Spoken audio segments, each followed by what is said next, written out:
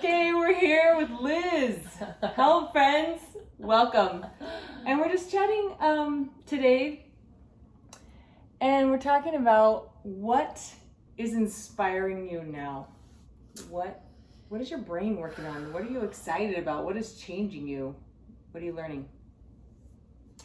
I think that the coolest thing right now is with my work. So I'm an intern and I'm working on becoming a counselor, and there's all these different ways to think about healing and whatever.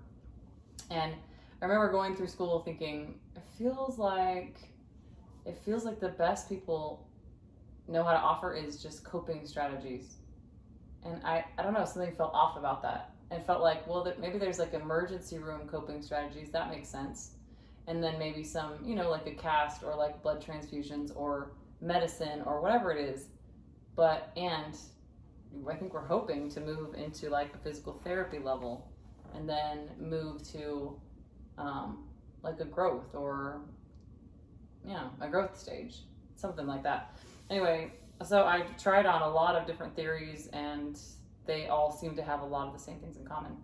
But I found, I love Arbinger. I studied with Dr. Wallace for a while. He was graciously my mentor. And I also have studied with a gentleman who is trained in IFS, which is internal family systems. And I just love the idea that we were born, we inherited some nervous system funkiness, some habits, some ways of being, some culture from our parents. Almost like saying that you're born, but really it's almost like it's like walking up to a house that's already running the way that it runs. You do things the way they do it. That's like how much money and resources they have, all that kind of stuff. And you just get to figure out how that goes. But you don't really figure it out. Like Elder Packer says, it's like you're in the play, but you've walked in at the second act of the play, so you're kind of figuring out how it goes. As a little kid, you're not like figuring it out. You're just like, this is fine. Anyway, so you have all that stuff and you're trying to sort out, you get, something happens, things happen over your life, and depending on the sensitivity of your nervous system and the hard things that happen, whether we experience it as trauma and the duration, the frequency, and one more word, I can't remember what it is, about just the hard things. So you have a system that's set up to automatically know how to figure that out. And lots of times it's to whatever emotionally overwhelmed your system, you shove it out of the way, but then you have to keep shoving it. So like a beach ball into the water, you're shoving, you're holding. So there's some hurt and it has to be kicked out because its emotions overrun the system. But then you also have to have this defender. So there's a hurt and a defender when something happens. And you didn't have the emotional support or the physical support or the actual ability to be safe or whatever it was. And it was highly adaptive at the time. It was brilliant. It was amazing. And doing its job, protecting you. Yeah. Serving as the thing. Yeah. You didn't even have to think about it. This was too much. Yeah. And so how do we keep thinking and living? And that's right. And you're a kid, right? So you didn't even, and it can happen as adults too, but or you just see us as, we always see each other as children, and it's just fine. Like you didn't have to go and think about it. You didn't have to take a class about how do I respond to trauma? How do I deal with emotional unavailability from everybody around me? Or that I just have a really sensitive nervous system. I'm just afraid a lot. I just had a ton of nightmares. I don't know. I just didn't feel safe. Yeah. And so I had to figure out how to navigate that, and that was just the best way. So you've got all these beach balls and all these defenders trying to protect, and then out of that, your brilliant system created managers. So there's clipboard managers, and then there's like firefighter hose the place down managers. So first you have the clipboard manager saying, okay, we got to keep the wounded, the hurt parts out of our consciousness, and we certainly don't want their emotions to leak into our day-to-day life. So keep the emotions, keep that hurting part and their beliefs untriggered, and keep their emotions especially out of our consciousness. That'll be great. So you can be busy, you can be an achiever, you can do, whatever that is. you just have, As a sorted that out. distraction almost. Kind or of, just yeah. a compensation for, or Yeah, just a way to be able to navigate that all these things are there and pushed down. And it's possible that you're doing all of those things as a way to manage that. And there's also possibilities of you're doing all of those things because that's the way of your soul. Yeah. Because you enjoy it. Yeah, and it can be some of both. Whatever, yeah. Yeah, and it's hard to, I think that the way you can begin to discern, like, is this something I'm doing because I'm trying to distract myself from something? Like, is this defensive in nature, or is it just my nature? Yeah. Am I trying to How defend am I against holding something? the way in which I'm going about doing something? Is it me saying, I'm not safe and therefore I've got to work hard and push hard and make it, or I'm just enjoying this? Yeah, this is what I love. Yeah. I'm just a workhorse. Yeah. It's so fun for me. This is my way I use my gifts and talents to. Yeah. Yeah. So like almost somebody said it well. It says you can tell it by the way or the fruits of your nervous system. It's really a way of and even that can be tucked away. I think that even your nervous system being on high alert all the time, and I also think there's a high alert nervous system. The fight,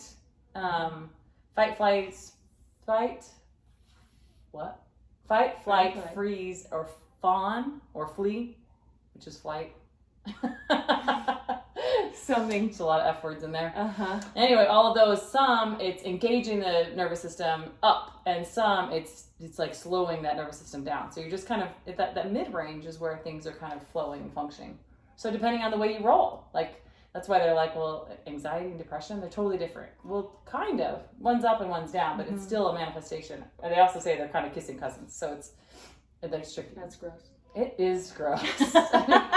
Depending on which cousin, you know what I mean? We have some cute ones. Yikes. All right. Okay, let's keep it PG. Go ahead. Absolutely. So, anyway, so that's, you can sense it by what's going on. And the remedy, what's nice is that a lot of people in lots of areas of their life, they had someone who offered them parental presence. They had a nervous system that was solid. A lot of people also call this secure attachment. And I think that even if the attachment lingo is fun to read about, like one time I was reading about attachment styles and I'm like, oh my gosh, they nailed me like 85% and my husband like 60% or something, but it wasn't way out there. And I think that what it's saying is that is your relational adaptation to, it's like what your managers are pretty, like the way that you, what am I saying? I don't know. It's just cool. Like humans are so complex, but we do lots of the same things. So either you're kind of anxiously attached, like I really need it more because I didn't get it. I didn't get the emotional security, and I'm trying to find someone else's big, unfreaked out nervous system to try to help mine, whether it's anxious or depressed or whatever it is. And then the other is, you know what? It's avoidant attachment. It's saying I didn't get it. It's so painful. I'm always just going to stay at a distance from other people's. So anyway, that was kind of interesting.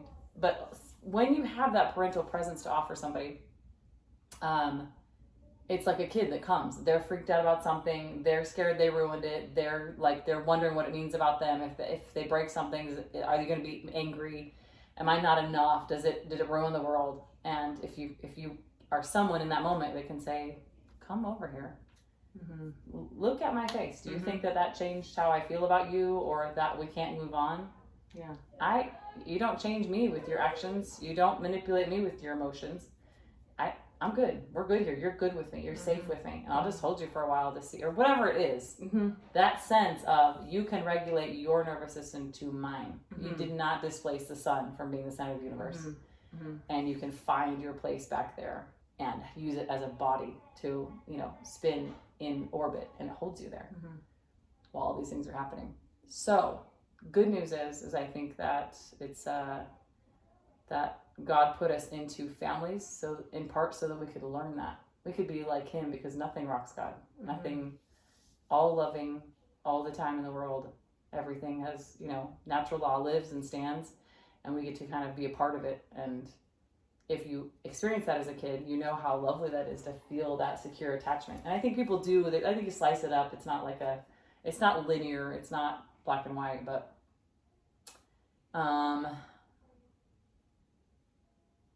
yeah, in some places, a lot of us experienced a lot of that.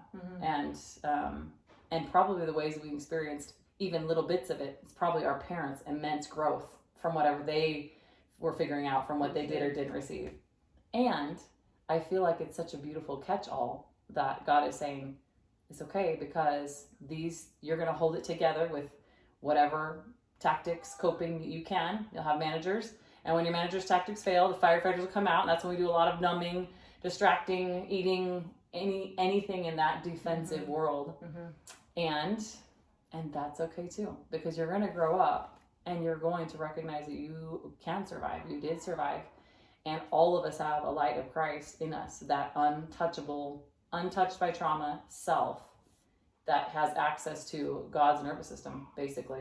It doesn't exactly say that. I kind of layer on. But the piece I do the gospel with who God God is. Love.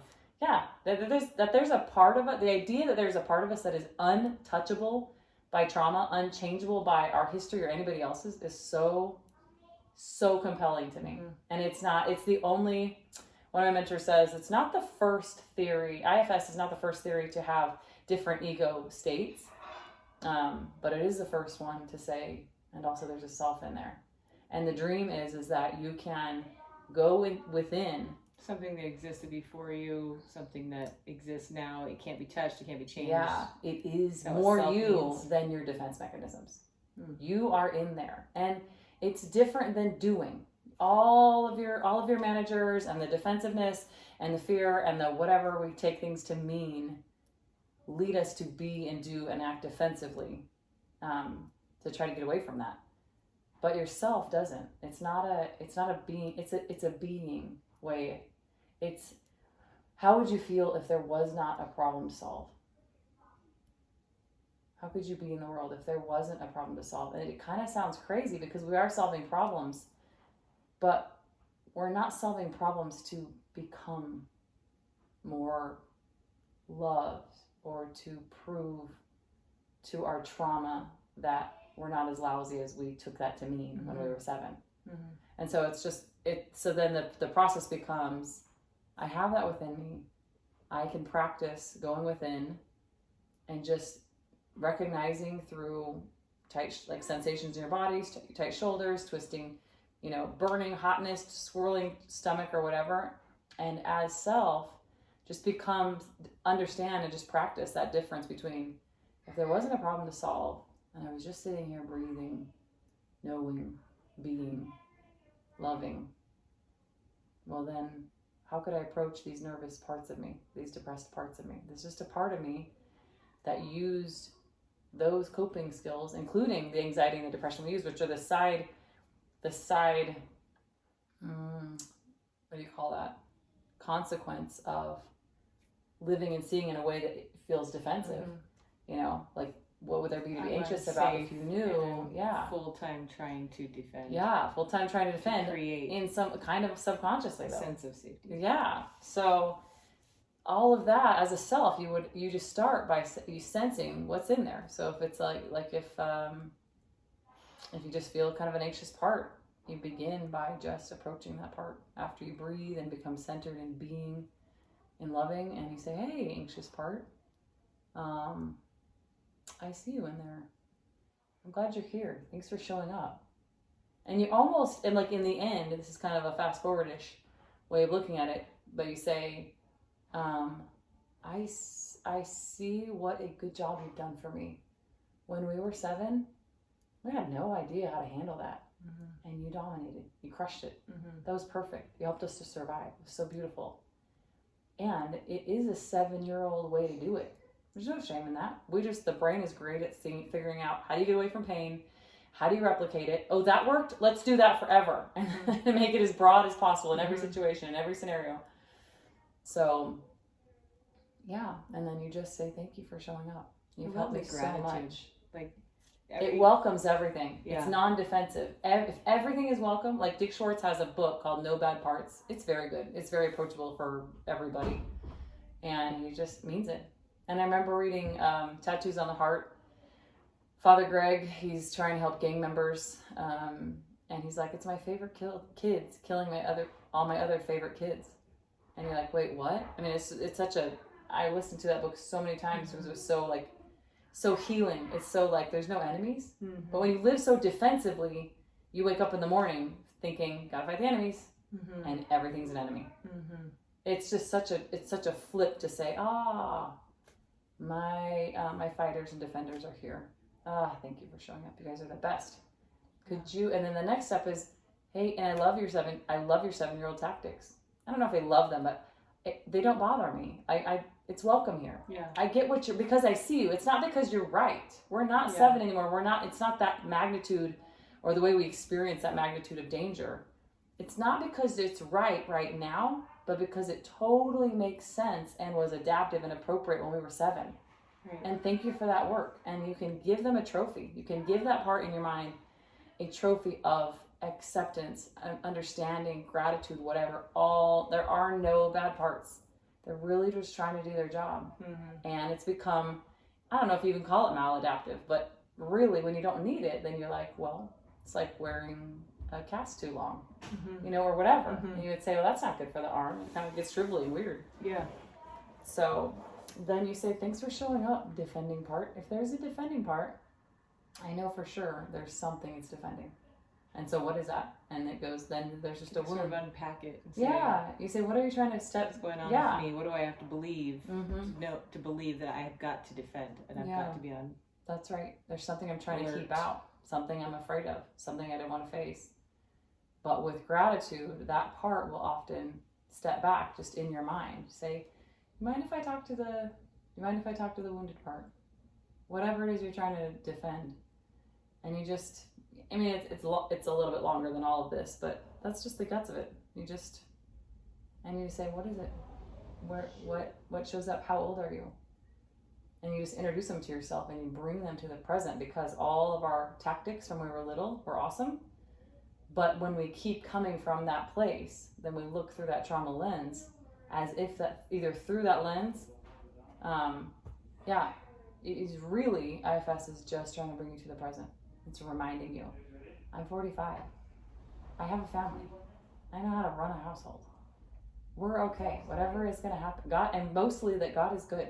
Mm-hmm. And that I'm untouched by that trauma. I may have some really deep habits, but that's okay, because my new habit is, thank you, old habit, for showing up. And just like little kids that sometimes they come try to solve their problems and they're screaming at you for help and whatever, you can say, I love you. I'm so glad you showed up. But you don't have to scream and shout. You can just, it's okay. And also, can you wait for a minute? You don't have to do your thing. I got you. Mm-hmm. I got you now. We're good. Mm-hmm. And that practice of bringing it back. Oh yeah, present right here. There's no tiger. There's no trauma. It's just reminding you, getting out of that past sense. So I love that so much. And it does take time, probably like anything, which is my defenders hate that. It takes a lot of time. Yeah. I know. My defenders, my greatest manager is like, if we can figure it out and read 10 more books, then we'll be happy. That's all we need. Yeah, that's right. Yeah. 10 more books. That's right. So, and instead you just gotta practice. I cannot get over the awesome power of gratitude. Yeah.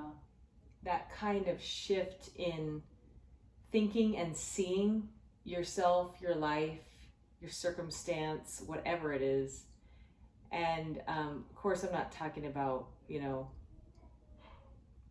I'm not saying that it's easy to jump into gratitude in whatever circumstances you find yourself. I'm not saying it's easy. I'm not saying that it's, inappropriate, appropriate, whatever. It's just that when and if in a situation where you can appreciate any sort of upside, any sort of, I can see where this has been helpful.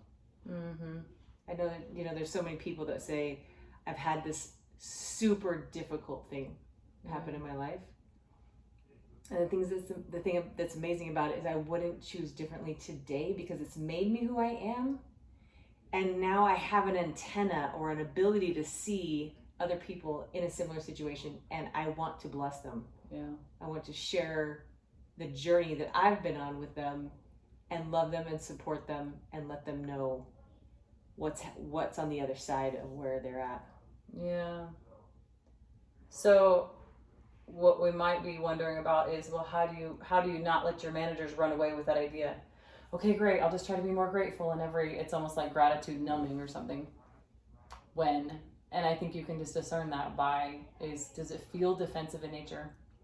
Am I secretly trying to control something with the stuff that I'm doing? By becoming grateful. Yeah. Forcing a gratitude or something. That's right, yeah. And I was just trying to apply that to what we're talking about. Yeah. I love gratitude, and also having some familiarity with perfectionism. It's like, great, now I need to get that kind of thing. Yeah, one more thing like, out of my list. That's not it. I'm grateful that gratitude can help me to see clearly, and it's also okay if I can't. Mm-hmm. Like it's okay to go take a nap. Yeah. It's okay to do anything that is I almost said protective. Pattern interrupt or yeah, something. Yeah, I don't know. I don't know all of that part of it, but I just love the concepts of it. I feel like what we're saying kind of has a flavor of what we talked about before, where it's as important or more important how you hold the truth than the truth that you are coming up against. Yeah. When you sense that there's something real or good or true or right or, could bless you or whatever, if you hold it in a way that creates more stress, more anxiety, I'm the worst, I'm not doing it right, versus just, I'm going to play with this idea. I would call that faith. I think when God talks about faith or fear, I think faith is that compelling thing. It's like, I think this is the good way to go. There's nothing like fearful or controlling in nature. That's what's so tricky about it. I've always thought, I'm so interested in the counterfeits, always. I'm like, there's a thing, there's its opposite, there's its polar positive that kind of balances it, and then there's its counterfeit. I want to like flesh that out somehow. Idea? That's partly the light course, and that's partly Halverson is the balancing. And I think he also would talk about, so that when he talks about Lehi talking about opposition, he was talking, I think, about a good and an evil. And then polar positives. But I think that the counterfeit is just such a huge thing. I think that's what we're talking about. If you have a sense of this compelling, joyful, like, just that sense of self. Even as we talk about faith, it changes like the way that I feel it in my chest. I'm like, what if I tried on gratitude like that? What if it was this guiding force to be able to see and think and feel differently, not to get me to do something, because then it can shift to, if I'm not grateful enough, then my kids won't, whatever. It's like, So the fear, control, defensiveness, I almost wonder if that's your counterfeit of almost anything. And just the faith and slowness and truth that we're loved no matter what. Like Father Greg says, it's like God saying, I love you no matter what, and you're going to live forever.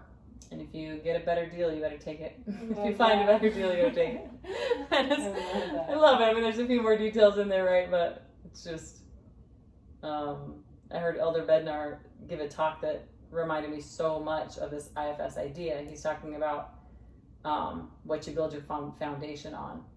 So the things that we worry about or freak out about, are they foundational? And it doesn't mean that they can't matter or whatever, but he said, we are children of heavenly parents who love us, and Jesus is the Christ.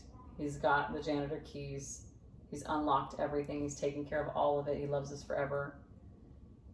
He has time. He has eternity and infinite, everything on his side. And just having faith in that, that's what you build your foundation on. And that's the place that you can go to learn. And it's a place that you can come from as you live your life, that you need to remember. And I thought, it seemed to me he was saying that same thing with self, like that's your light. You return to that light of Christ that knows it. It's so brilliant to think, like the LDS theology of that every being has the light of Christ. We are unshakably good at our core. That's so cool. That's so powerful. And so when you forget that, go inside, experience that self, that true self, that's just being, that's just that.